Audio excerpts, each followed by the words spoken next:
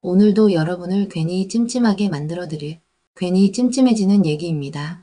결혼 하루 전 6억을 들고 해외로 도망친 예비신랑, 출근 첫날부터 성폭행당한 지적장애인 여성, 전자발찌 차고 의붓딸을 학대한 남자, 낯선 사람을 이유 없이 살해한 사이코패스, 딸의 장례도 못 치르고 끝내 숨진 어머니, 그리고 소개팅 여성을 기절시킨 거고 남성까지. 이 중에 가장 평범한 사건이 뭔지 감이 오시나요? 첫 번째 사건. 예비 장인 장모를 상대로 6억 뜯은 후 도망친 예비 신랑. A씨는 30대 중반의 남성. 겉보기엔 번듯한 직장에 차도 괜찮고 말도 잘합니다. 이 남자는 한 여성을 만나 결혼을 약속하죠. 예비 신부는 물론이고 양가 상견례도 마쳤고 예식장도 계약한 상태. 모두가 결혼을 기다리고 있었는데 그는 슬슬 예비 장모에게 장인 어른께 차를 선물하겠다는 말부터 꺼냅니다. 근데 등록비는 내가 입금하면 안 된다더라. 장모님이 대신 보내줘야 돼요. 그렇게 돈을 받아냅니다. 결혼식 비용도 신혼집 마련 명목도 아파트 입주권 구입 명목도 그렇게 총 6억 7,516만 원. 그리고 결혼식 하루 전 그는 해외로 도망칩니다. 예비 장인 장모는 결혼식장에 가보지도 못했습니다. 손에 남은 건 허위 장고 증명서, 위조된 계약서, 그리고 막대한 빚이었습니다. 재판부는 기만 수법이 다양하고 피해자 가족 간의 관계까지 파탄시켰다며 징역 4년을 선고했습니다. 결혼은 꿈이 아니라 악몽이었습니다. 그가 만든 지옥은 예식 전날 완성됐습니다. 두 번째 사건, 출근 첫날 모텔로 끌려간 20대 여성. 아르바이트 확정됐어요. 내일부터 출근하시면 돼요. 지적 장애가 있는 20대 여성 B씨는 그렇게 사장의 말만 믿고 출근했습니다. 하지만 첫날 사무실에서 청소를 하던 그녀에게 벌어진 일은 충격적이었습니다. 50대 사장은 소파에 그녀를 앉히고 추행했고 몇 시간 뒤에는 모텔로 데려가 성폭행을 저질렀습니다. 다음날 또 모텔. 그녀가 저항하자 침대에 눕히고 양손을 붙잡아 결박했습니다. 딸뻘인데 어떻게 그러실 수 있냐고 했지만 듣지 않았어요. B씨의 어머니는 딸이 차에 뛰어들겠다고 말하는 걸 듣고 경찰에 신고했습니다. 사장은 끝까지 기억나지 않는다. 피해자가 따라왔다고 주장했습니다. 하지만 모텔 CCTV엔 뒤따라가던 B씨의 모습이 찍혀 있었습니다. 그녀의 옷에선 그의 DNA도 검출됐습니다. 결국 징역 5년형. 출근은 새로운 시작이 아니라 끝없는 악몽의 시작이었습니다. 세 번째 사건, 전자발찌 찬 채 의붓딸 추행한 40대. 전자발찌를 찬 40대 남성. 그는 성범죄 전력이 여러 차례 있었고 현재도 위치 추적 장치를 착용 중이었습니다. 그런데 그런 그가 이번엔 집안에서 범행을 저질렀습니다. 의붓딸의 방에 몰래 들어가 가만히 있어라며 추행을 시작했습니다. 아동에게 신체적성적 학대까지 했습니다. 두 달에 걸쳐 반복된 범죄. 피해자가 통금 시간을 어겼다는 이유로는 욕설과 폭행도 서슴지 않았습니다.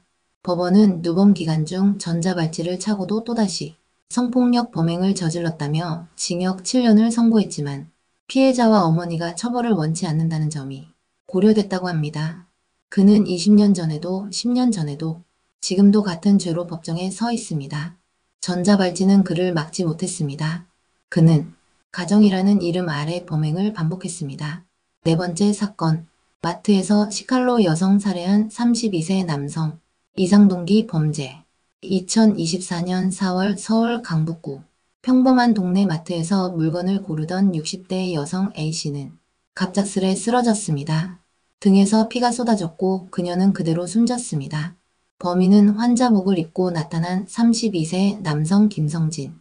그는 정형외과에서 치료받다 병원을 나와 마트 시카를 집어들고 아무 상관도 없는 여성에게 달려들었습니다. 이어 직원을 공격하려다 그녀가 살려주세요 애원하자 멈췄습니다. 경찰은 김 씨를 사이코패스로 판정하고 그가 이상 동기살인 범행을 저질렀다고 발표했습니다.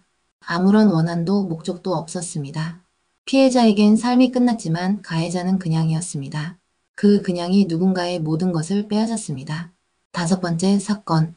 먼저 떠난 딸 그리고 50일 후 어머니의 죽음. 전북 익산. 한 아파트에서 60대 여성이 숨진 채 발견됐습니다. 그녀의 몸엔 작은 쪽지 하나가 붙어 있었습니다. 근처에 먼저 하늘 날아간 딸이 있습니다. 600m 떨어진 집엔 사망한 20대 딸이 그대로 방에 누워 있었습니다. 이미 한 달 반 전 세상을 떠난 것으로 보였습니다. 병든 딸을 간병하던 어머니는 장례도 치르지 못한 채 결국 딸을 따라 같은 길을 선택했습니다. 이 모녀는 기초생활수급자였습니다. 그러나 정부의 긴급지원 대상에서 탈락한 뒤 매달 필요한 병원비조차 감당할 수 없었습니다. 이 죽음은 선택이 아니었습니다. 단지 버려진 결과였습니다. 여섯 번째 사건. 소개팅녀가 거절하자 백초코로 목졸은 194cm 남성. 안녕하세요. 반가워요.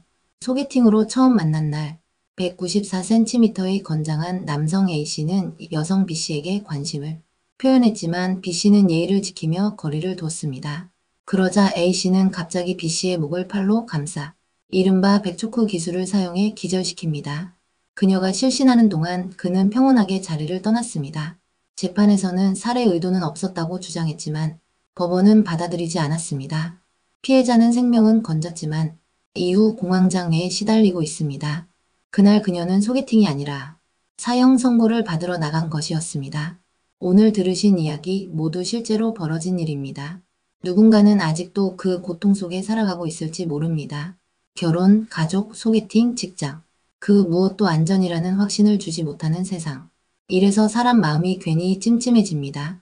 다음 이야기에서도 당신의 오늘을 더 묘하게 만들어 드릴게요. 괜히 찜찜해지는 얘기 다음 편에서 뵙겠습니다.